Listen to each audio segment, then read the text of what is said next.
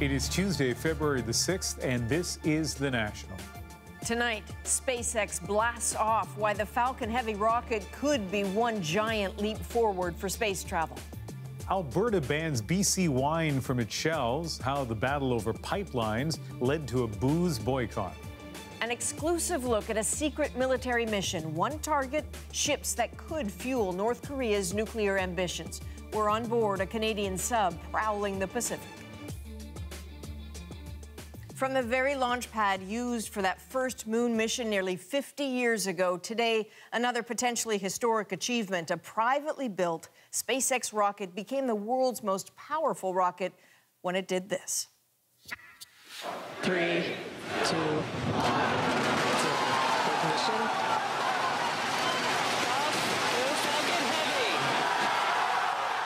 And with that, the triple rocket called Falcon Heavy also became a potential stepping stone for the mission to Mars. It almost didn't launch today because of multiple weather delays. And as Ron Charles tells us, when it did, it surprised even the people who made it all happen. So much could have gone so wrong with this test flight. 4, 3, 2, 1. But the world's most powerful rocket did not explode into a giant ball of flames on its maiden launch, a real possibility, warned its creator. Instead, Falcon Heavy's 27 engines shone brightly, roared skyward, and awed people on the ground. Dozens of engineers and rocket specialists at private spaceflight company SpaceX spent years working towards this moment. It didn't end there. 2.5 minutes later, and 61 kilometers up, Falcon Heavy's 3 reusable boosters started separating from each other to head back to Earth. Just 5 minutes after that, 2 of them landed on the ground in tandem, science fiction style. The third had the more difficult task of landing on this drone barge in the Atlantic. It didn't make it. Even SpaceX founder, billionaire industrialist Elon Musk was amazed that it all came together. I'm still trying to absorb everything that happened because it seems surreal to me. Spaceflight experts who watched the launch lauded the achievements. Well, this is a demonstration of rocket power that can take humans away from this planet once again, something we haven't done since the last Apollo mission in December of 1972. Rocket test flights typically include a payload simulator, usually a weighted disposable metal box with sensors. In a bit of facetious cross-promotion, Musk, also founder of electric car company Tesla, used his own cherry red Tesla Roadster. Fitted with live streaming cameras, it carries a dummy named Starman, dressed in a SpaceX-designed spacesuit. Musk is hoping the car travels in orbit around the sun as far out as Mars for millions of years to come. Ron Charles, CBC News, Toronto. What we all just witnessed today was math in motion, and a private company taking on what NASA can't, what no government anywhere in the world can do. So let's look ahead. What does today's launch mean for the future of space travel? And I can't think of anything more exciting than going out there and being among the stars. Today's launch makes it clear the billionaire dreamer is also a doer. The Falcon Heavy, more than a vanity project, although there is surely some of that to it. What's the purpose of sending a car to Mars? There's no point.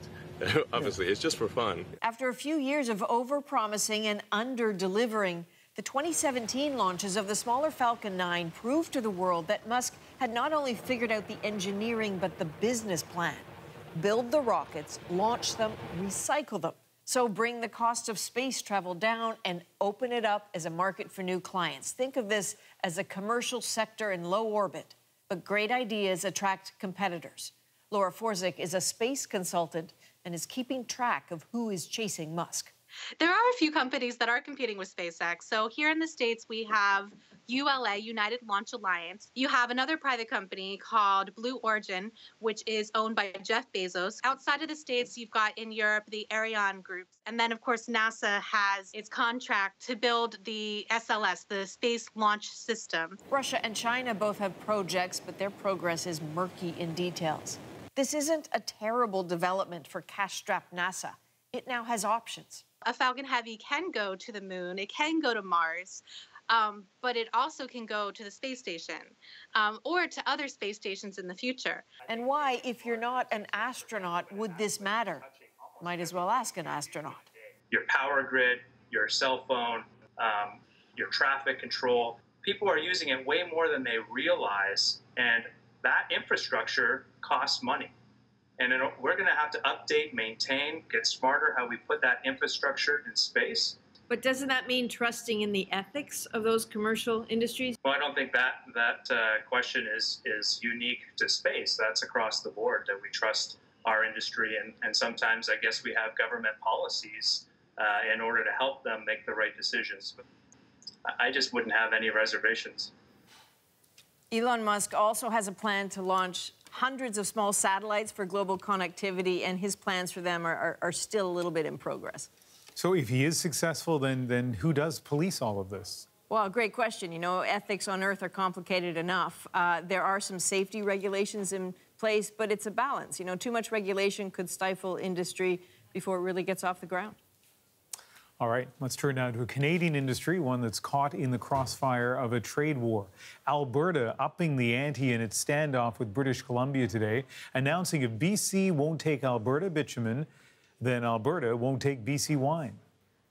We will not let the government of BC hold Alberta's and Canada's economy hostage and jeopardize the economic security of hundreds of thousands of working families across this province and across this country.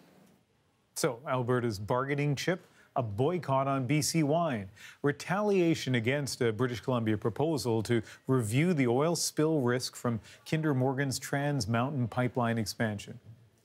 Alberta's premier has called that move an unprovoked and unconstitutional attack. She's already called off talks with BC over a massive energy deal, and British Columbia, well, it's not backing down either. Carolyn Dunn now on the collateral damage of this trade war.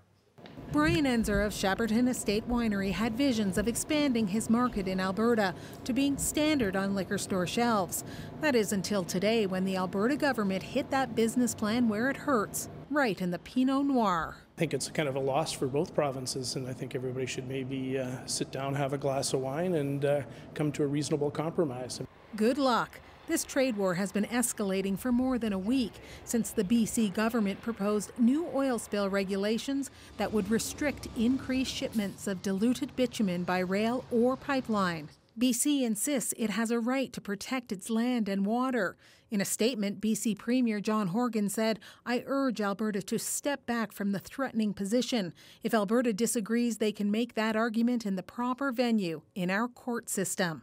But BC's proposal would effectively put the kibosh on the Trans Mountain pipeline, which is supposed to put $1.5 billion in Alberta's coffers every year. So Rachel Notley is hell-bent on immediate retaliation for what she calls a betrayal of trade agreements and confederation by BC. And she's urging Albertans to join her fight.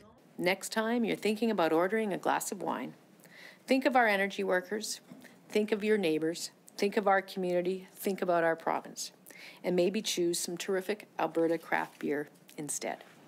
Many Alberta wine stores and restaurants say that's a winning message. So I think that a lot of our customers in our community are sensitive to the issue, and I think that they're supporting Rachel's stand, because I know distributors may be affected a little bit, but I think that they need to also put some pressure on the BC government as well. And Alberta is promising more pressure to come. Retaliation on industries that will hurt BC with less impact on Alberta, like wineries. Carolyn Dunn, CBC News, Calgary. So what impact will this have? The BC Wine Institute says 10 to 15% of all BC wines are exported to Alberta. It makes it the second biggest market for BC wines. And as for the impact on wine drinkers in Alberta, almost 95% of Canadian wines sold in that province come from BC, and last year that amounted to more than 17 million bottles. Well, speaking of big numbers, stock markets ended the day with a rebound after yesterday's big drop, but the roller coaster ride has left some investors on edge. From an early tumble on the Dow on Friday, the slide continued through yesterday and first thing this morning. Today, it swung wildly up and down over a range of 1,000 points, finally making a late surge in the afternoon, closing up 567 points, or 2.3%. There was a slight rebound on the TSX as well. It closed up 29 points, nearly 0.2%. All of this is a bit nerve-wracking, but should you be worried? Renee Filipponi looks into that. Good to see you as always. Noel Herderich has seen the headlines. There's obviously a certain amount of concern, and the natural reaction is, get out. Visiting his financial planner, Herderich has an idea about what to do with his money, but admits it can all be a bit confusing. I have a few crazy thoughts in my head that either Rona's going to say, yeah, they're good, or you're going nuts, and don't do it. And he would be right. It's important to know that these declines happen each and every year. Financial planner Rona Birnenbaum points out downturns are normal, but that investors, many who don't follow the financial news, still feel the stress, but it could be a good thing. People overestimate how comfortable they are with volatility.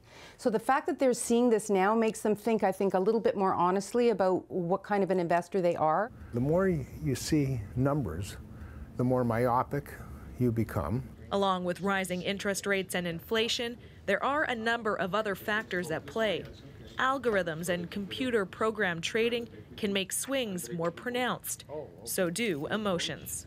You've got two factors that drive how people make decisions, fear and greed. So you wake up in the morning, you see the market, holy mackerel, the market's down 1,000 points.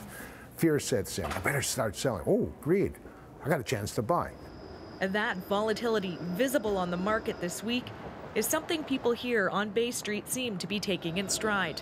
I think if I was about to retire, I would be a lot more concerned about my investments, but I have probably another 30, 40 years. Not everyone has that long to go, and smart investors who are older say they need to play it safe. The lower risk is what I would have the appetite for rather than the high risk. So it doesn't really affect me much on a daily basis. It's just a knee-jerk. A positive end to the day on the markets, but a gut check still for those making decisions about their own financial futures. Renee Filipponi, CBC News, Toronto. Guarding your finances is always a good idea, especially since many experts do believe a market correction is in the cards before too long. That's when a market drops at least 10% over its one-year high. Now, Monday's drop didn't come close to that. Here's a brief look at how this latest slump compares to some of history's steepest plunges. This is a huge cow patty with a piece of marshmallow stuck in the middle of it. The 2008 financial crisis was long and painful for many, but the deepest single wound was on September 29. The Dow lost 7% of its value in one trading session. But that pales to October 19th, 1987, Black Monday. In a brutal shock, the Dow lost almost 23% of its value in one day, the worst single-day drop the stock markets have ever seen, an event that earned inevitable historical comparisons to the big one. October 28, 1929, kicked off 2 days of agony that would trigger a global depression. First, on Monday, the market dropped almost 13%. Then the next day, Black Tuesday, another 12%. A quarter of its value gone in just 48 hours. You are looking at the Phoenix Snow Park in Pyeongchang, where it's already Wednesday. Those slopes are groomed and ready. Tomorrow and Thursday, Rosie will bring you the National from Pyeongchang as it prepares to host the world. So there are still a few days to go before the flame is lit and until the Olympic dreams begin. Attention tends to be on looming nightmares and last-minute headaches. Take the 1,200 security personnel now confined to their rooms. This after 41 guards were hit with suspected norovirus. That's the so-called stomach flu. The military is filling in while guards get tested. It's extremely contagious. Imagine if it made it into the athletes' village. And then there's this scene today. The North Korean ferry accused in the past of transporting parts for the country's illegal arms programs. It arrived in the south carrying a 140-person North Korean Olympic cheer squad and became a focus for protesters who don't want Pyongyang anywhere near Pyeongchang. North Korea is a very, very delicious and very dangerous, you know? Also controversial, Russian athletes at these games. Now, Mr. Pound. When Dick Pound again criticized his colleagues in the IOC for treating Russia too lightly for state-sanctioned doping, things got a little chippy. I think that some of the quotes that Mr. Pound have done are very unfair for all the people that have worked and to all of us as members. Mr. Pound, you want to speak a second time? Yes, I do. We are not, as IOC members, to be censored or to be prevented from speaking. And I think it's very inappropriate of our colleague to suggest that. Even without the doping scandal, for many in South Korea, the Games were always going to be a tough sell. The disruption, the security issues, the exorbitant cost. The go-to tactic for Olympic organizers is always to point to a promised tourism boom. But as Diana Swain discovered in Pyeongchang for some local shop owners, that promise has already gone bust.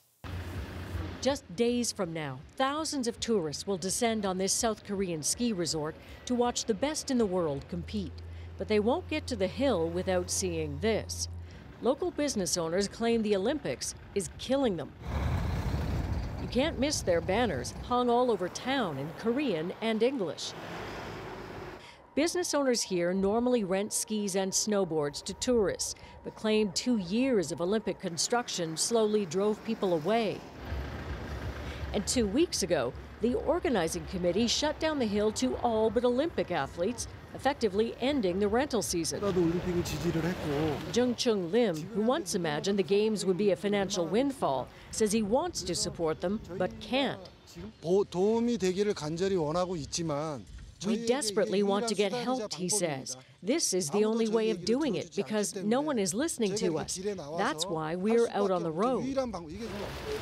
Inside their makeshift protest tent, Jun Chung-yun listens to the others. The irony of all this, perhaps the thickest for him. When Korea last hosted the Games in 1988, he was a nationally ranked judo athlete in grade 9, among those chosen to carry the flame in the torch relay. What's normally here? 30 years later, he shows us his rental shop. He says he usually has a waiting list for lessons this time of year. It's embarrassing to show you now, he says, telling us he hasn't touched anything since the last day of business. What's the point, he reasons. He had 10 employees, most of them ski instructors. Only 2 are left to help run a space he's converted into a coffee shop. Business is slow. I was just thinking the other day, he says, how proud my parents were that I carried the flame. Now Korea has the Olympics again here in Pyeongchang where I live, and I think, what am I doing protesting? But I need to survive. I need to protest what's happening. Then he tells us his father died a month ago. Some moments need no translation. Can you confirm that no compensation has been offered? If that's the case, why not? There are ups and downs of hosting the Games, Lee Hee-boom, the president of the organizing committee, tells me. He confirms he's seen the protest and is aware those converging on Pyeongchang are seeing it too. We would like to apologize for the inconvenience, he concludes. I think this can be resolved before the Games start. And so they get an apology of sorts and maybe a hint that compensation is coming, words delivered from the warmth of a news conference on the other side of a security fence. Nobody in this tent gets to hear it. They're still busy taking rotating shifts at their protest, watching the Olympics get underway from the other side of the street. Diana Swain, CBC News, Pyeongchang, South Korea. From the Korean peninsula to the deep waters of the Pacific. Tonight, we have an exclusive look inside a secretive mission, specifically on board a Canadian submarine deployed in one of the most volatile parts of the world. Our David Common got some very rare access. Take a look. On this voyage, busy time begins with darkness. Sonar officer has a submarine. 5 down, 10 meters. We are sneaking up on the warship right now. At this point, I suspect that he doesn't know where we are. David's exclusive report is just ahead on The National. And we're also going to take a closer look at a question being asked in Quebec tonight. Why aren't parents allowed to fly with their sick children when they're being transported in an air ambulance? And it was already too late for me to say goodbye. He was already so sick when I got there.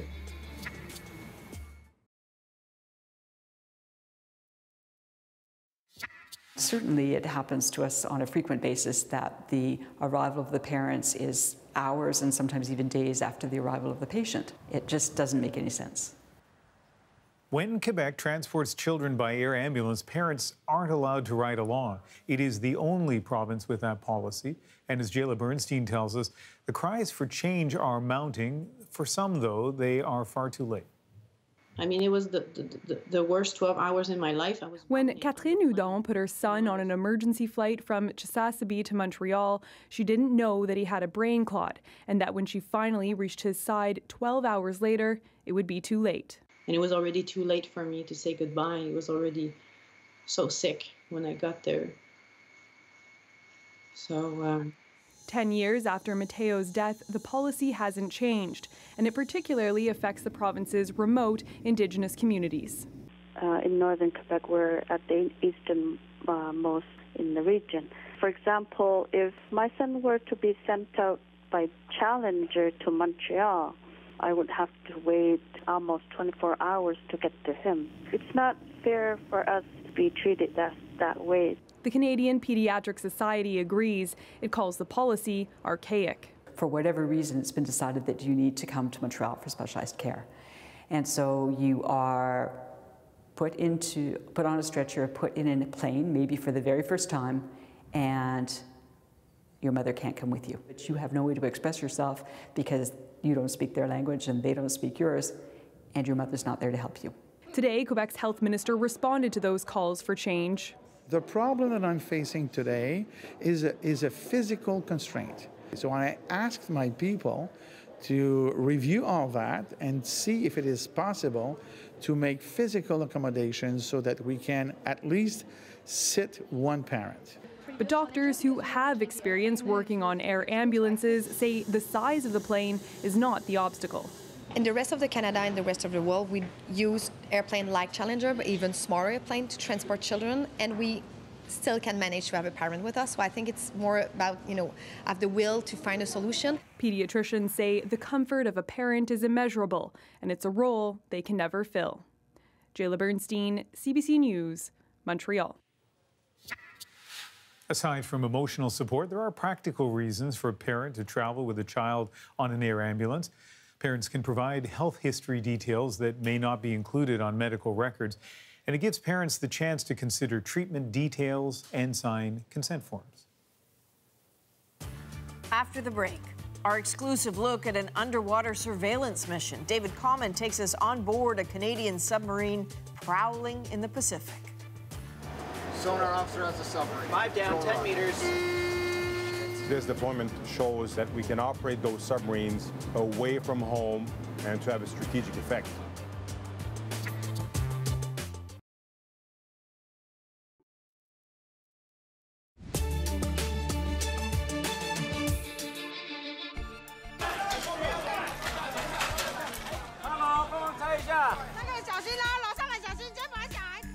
On the National Tonight, residents on Taiwan's east coast are waking up to the damage caused by a 6.4 magnitude earthquake overnight. At least 2 people were killed, and rescuers are still working to free people trapped inside buildings. Authorities say 170 people are unaccounted for and more than 200 are injured. Some buildings were leveled, several others were left tilted, including a military hospital. Well, let's bring in Johanna Wagstaff, a seismologist who's with me in the Vancouver newsroom. And Joe, often when I think of damaging earthquakes, I think of magnitudes of 7 or higher. This one was a 6.4. You're right, Ian, and magnitude 6.4 is still a significant earthquake, but it was the fact that it was so shallow and so close to a major coastal city that we saw so much damage, just 10.5 kilometers beneath the surface. And these shallower earthquakes tend to be more damaging because when those rocks break, that energy has less distance to travel to shake the ground and buildings above. About 350,000 people would have felt strong shaking, and aftershocks will continue for days, if not weeks, that will also continue continue to shake the ground. Another interesting factor, liquefaction was probably at play here. That's when shaking can turn soft soil into a sort of mud, which amplifies the shaking. And it's these moderate-sized earthquakes at a shallower distance, closer to cities, that we actually worry about here on the west coast of Canada as well, Ian. We sure do. Thanks, Johanna. You're welcome. A hosted Ontario broadcaster, TVO, is firing back against sexual harassment allegations made by a former mayoral candidate. Without naming Steve Paikin, Sarah Thompson claimed in a blog post that she was propositioned for sex at a lunch meeting. In a Facebook post titled "My Turn," Paikin called the accusation 100% false. He writes, "To say I was gobsmacked by the allegations in her email is the understatement of my life." He says TVO did the right thing by calling in an independent third party to investigate this mess, and I welcome that investigation. Sadly, in this day and age, too many people are going to believe the lie, especially when it comes to this subject. Also in Ontario, Patrick Brown is breaking his silence. Late last month, he resigned as leader of the province's Progressive Conservatives amid allegations of sexual misconduct. On Twitter today, he wrote, "I am immensely grateful for all the support expressed to my family and myself. #MeToo can be a tool to lift society, and I applaud that effort. False allegations, however, undermine that good work. The truth will come out. Thank you to all." Far away from the Olympic spotlight, a clandestine mission has been underway in the region. It includes a Canadian submarine deep in the Pacific within a few days' sail of the Korean peninsula. This deployment was planned a year ago, but now has new significance given the tensions over North Korea's nuclear program. The CBC's David Common got rare access on board HMCS Chicoutimi during a covert exercise. So secret, we can't tell you exactly where he was, but we can show you something you won't see anywhere else. All right, we'll take first. All right, team, so this is the navigation brief. Forecast right now, winds are approximately 15 knots from the east. HMCS Chicoutimi is out to prove something. Bridge fin standing clear, raise radar. An almost 200-day deployment in one of the most volatile parts of the world. In these waters, a big question is being asked. How is North Korea surviving against crippling sanctions? U.S. satellites have captured one workaround: Chinese and Russian oil tankers secretly transferring boatloads of oil to North Korean ships at sea. These images have been made public. But evidence from those watching in the sea is rarely disclosed. So a submarine, a Canadian submarine, and all the other ones in this region, very helpful to track some of that marine traffic, that civilian traffic, to see where it's going, what it's doing, who it's communicating with. Captain, stand on. Aye, sir. Second contact. From its periscope, Chicoutimi has quietly tracked merchant vessels, snapping these photos and feeding that information to a global intelligence network. Roger, stand on. Helping to piece together where cargoes go, building a map of who, for instance, might be surreptitiously helping North Korea, and whether rules are being broken. The sub's captain is Commander Stéphane Ouellette. We're always on patrol, always trying to understand what's happening around us and providing that situational awareness to our authorities. You know, a lot of Canadians either don't know we have submarines, or if they do know, think they're broken down somewhere. Lower the shot, tower clear, 4 names on the bridgeboard. What does this deployment say to them? This deployment shows that we can operate those submarines away from home and to have a strategic effect. Unfortunately, because of the nature of what we do, we can't celebrate those successes publicly. But we're out there, we're operating much more than any Canadian can believe we are. So this is a rare revelation, one to show Canada can now operate near Japan, Guam, and beyond. Time is 0302. Though secrecy means they won't tell us anything more specific than that. On this voyage, busy time begins with darkness. Sonar officer has a submarine. 5 down, 10 meters. When a sudden contact appears on sonar. We have an indication of a warship in the area. Try to gain some intel on the warship. The control room is kept dark. Try 7 knots. To maintain night vision for those peering above. We are sneaking up on the warship right now. At this point, I suspect that he doesn't know where we are. Now we wait. One up, moving aft. As the sun rises, the periscope images become clearer. Tank clear attack, lower attack. So the sub makes its move. Okay, surfacing now. Slow main ballast. Slow main ballast. Full rise. Full rise. It's a French warship on patrol like the Canadians. Chicoutimi surfaces less than a kilometer away, a demonstration of what this sub can do. The captain coordinates with the French vessel from the sub's conning tower. He confirms that even though the French had known of the Allied presence in the area, they had no idea just how close the Canadians had been. Go ahead, over. You know, our stealth is something we need to guard and is imperative to our success. It's been a long time coming. 14 years ago, this same sub caught on fire. It had just been purchased used from Britain. The incident killed a sailor and led to years of repairs. Now, far fewer problems, though one did surface. I have made the decision to return back to port. Hey, next hatch open. The sub's fridges malfunctioned, forcing it back to port early. Once repaired, Chicoutimi will begin her long voyage home, 5 weeks to reach the west coast, an end to the longest deployment ever for these submarines. David Common, CBC News, on board HMCS Chicoutimi in the Pacific. So this is something. You can experience what it's like to be standing on the submarine's outer deck as it's navigating a harbor, because we've just posted a 360-degree video on our Facebook page. And don't forget, that's where you can watch us live every night. So make sure you follow us while you're there. Tomorrow on The National, Susan Ormiston will bring us more from South Korea, this time with a foot in the north. Take a look. This is the only place within the demilitarized zone where the two sides are this close. Come walk between the two Koreas on the dividing line, the DMZ between North and South. This is T2, so one of the meeting buildings, yeah. Canadian Commander Rob Watt is our guide to the front line of this age-old conflict. Can I make a wrong step here? No, I'm okay. As long as you don't interfere with the soldiers. Now you're on the North Korean side. I'm in North Korea now. You're technically in North Korean territory now. And this doesn't make them nervous? No. We get an exclusive tour and hear the legends and lore from 64 years of an armistice between two countries technically still at war. So we're now at checkpoint 3, which is one of the high points where we're going to look out over the DMZ. Tracking the DMZ tomorrow on The National.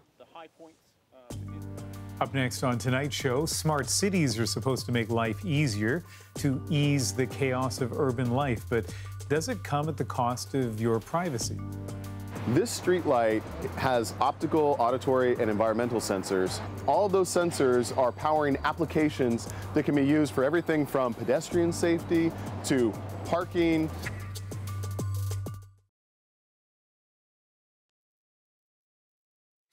What this means is, honestly, it will save us roughly 5,000 barrels of oil each year, so it's really exciting.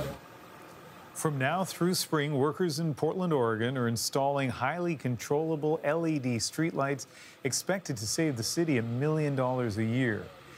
In modern municipal lingo, that makes Portland a smart city, banking on digital sensors and networks to improve urban life, even help you find a parking space. Kim Brunhuber shows us the possibilities, but also raises a question. Can a city get too smart for your own good? The road you're on, John Anderton, is the one less traveled. Let's start with the cliche, the image that probably springs to mind when you think smart city. John Anderton. John Anderton! The reality looks more like this, a lamppost. It doesn't look very smart, but watching and listening, the pigeon, obviously, but underneath it are enhanced sensors collecting data about the pedestrians, the cars, even the air. In this streetlight is a wireless connection, just like your cell phone, that connects it to the cloud and connects it to other streetlights.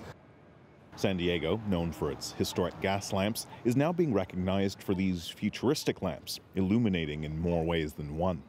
How does that work? It can look down and sense whether there are cars parked right here? Yeah, so this street light has optical, auditory, and environmental sensors. All of those sensors are powering applications that can be used for everything from pedestrian safety to parking availability to things like knowing air quality and air quality sensing. They're deploying 3,000 of them this year, which, according to Graham, will make San Diego one of the smartest cities in the world. Smart cities, we think about it as the use of data and technology to improve decision making and help people's lives. And this is just the beginning. At the world's biggest tech convention held recently in Las Vegas, you could see hints of what cities are doing to make themselves smarter. This company is rolling out platforms in 30 cities, including Montreal, that could monitor air and weather, tell garbage collectors to pick up the trash when bins are full, detect pipe leaks as soon as they happen, and dim the lights at night when no one's around. Other cities are installing sensors around neighborhoods that listen specifically for the sound of gunshots or car crashes to alert emergency responders. Instant and automated information eliminates all the confusion and allows them to respond exactly and in the proper way. I can look at my street cameras by clicking on the street camera information. By 2020, the city of Dallas will be able to use real-time data from a network of smart sensors mounted on traffic and street lights to reshape traffic patterns and ease congestion when it's needed most. Changing the traffic lights so that traffic can flow freer, being able to bring up different groups and block the traffic from going toward an accident, allowing emergency vehicles rapid throughput by changing the traffic lights and the lighting in the location. It's all about gathering and sharing data. But as cities become smarter, many worry that authorities will gather too much information or accidentally share it with the wrong people. Some might feel this is just Big Brother 2.0. It's not doing facial recognition or streaming video or anything along those lines, because that's not necessary to actually accomplish the goals that we have. They say their sensors strip any personal information from the data that's sent to the cloud, like faces and license plates, before it's seen or analyzed by humans. One of the biggest problems is scalability. It's, technology like this is very expensive, so who pays? The fact is, we have a business case and a use case for every single one of these projects. We're actually saving money by having this smart street light network. We're reducing our energy usage by 60%, saving $2.5 million a year just on our energy bill alone. Still, it doesn't pay for itself, and companies have a vested interest in foisting expensive technology on some of the world's largest and richest clients, big cities. The good news? This technology is becoming cheaper. Think about where smartphones were 10 years ago, right before they were everywhere, before they could do almost anything.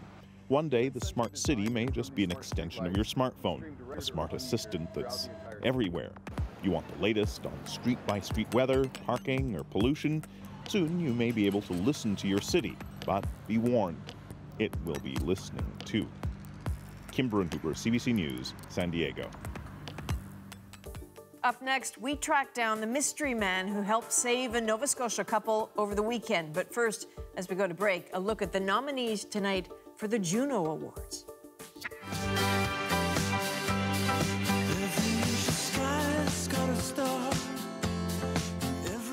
No surprise, Arcade Fire led with 4 nominations, including Album of the Year for Everything Now. But hot on the band's heels is newcomer Jessie Reyez. I'm the bad guy 'cause I can't learn to trust. Reyez also snagged 4 nominations, including Video of the Year. She is slated to perform on the Juno broadcast. I'm so done not being your number one.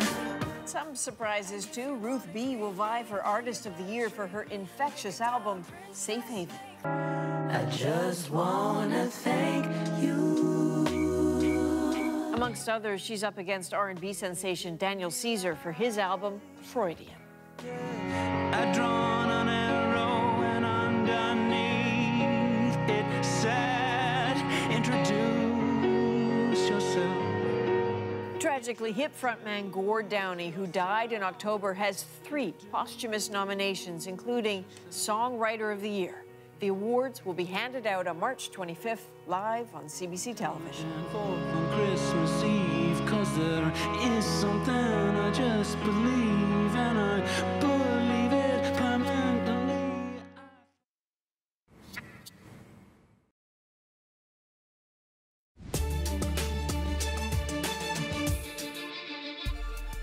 Proszę Państwa, że podpiszę. On the National Tonight, Poland's president has signed a controversial law which critics say violates freedom of expression and encourages anti-Semitism. The bill imposes jail terms for people who suggest that the Polish state or nation was complicit in Nazi crimes, making it illegal to use the phrase Polish death camps. Israel and the United States have strongly criticized this move.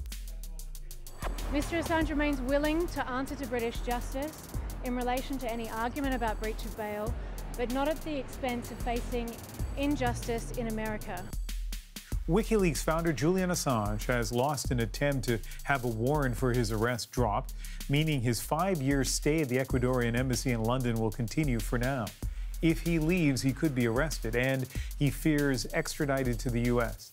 Assange's lawyers have launched another legal challenge to have the warrant dropped. A ruling on that is expected next week. We will be in a place for the legalization of cannabis, July of 2018, and that a responsible process for implementation of the act will continue thereafter. And for the first time today, word from Ottawa how long that process could take, 8 to 12 weeks. That means Canadians hoping to buy pot legally this summer may have to wait until into the fall. Federal ministers made their revelations during an appearance before the Senate today, answering questions about the marijuana bill. Nova Scotia's Dalhousie University launched its bicentennial celebrations today, but marking 200 years also means some soul-searching. Just as several prominent American schools have done, Dalhousie is committing resources to explore its own ties to past racism and slavery. And as Kayla Hounsell reports, this could change how people see its famous founder. Dalhousie University marked the beginning of its 3rd century today with a commitment to culture and inclusion. The school has lauded its founder for establishing a small college by the sea that is now a national university. That decision itself was bold and visionary, spending precious public dollars on books and a college. What the school didn't want to talk about today was the panel tasked with digging into its history and looking at its relationship to racism and slavery. Lord Dalhousie then concocts the scheme. That's what's being discussed in this African Nova Scotia history class. In a letter from the Provincial Archives, Lord Dalhousie calls Black refugees slaves by habitat and education and suggests they go back to their owners. His description of them as lazy, his attempt, in a sense, to depopulate, to actually remove the black population from Nova Scotia, I think is something that has to be acknowledged. The panel researching the past here at Dal was prompted in part by agitation and protests on American campuses, some of which were founded as a result of their involvement in the slave trade. Princeton, Yale, Harvard, University of South Carolina, University of Virginia, etc. And so the Canadian schools were mum on this. For the past year, Dr. Afua Cooper and her team have been digging through the Nova Scotia archives. They've also visited archives in England and Scotland, and even the Dalhousie Castle in Edinburgh. They're planning to present their report next month, making recommendations as to how Dalhousie can make amends with its past. A past they say is tied to the present, but will not be tied to the future. Kayla Hounsell, CBC News, Halifax.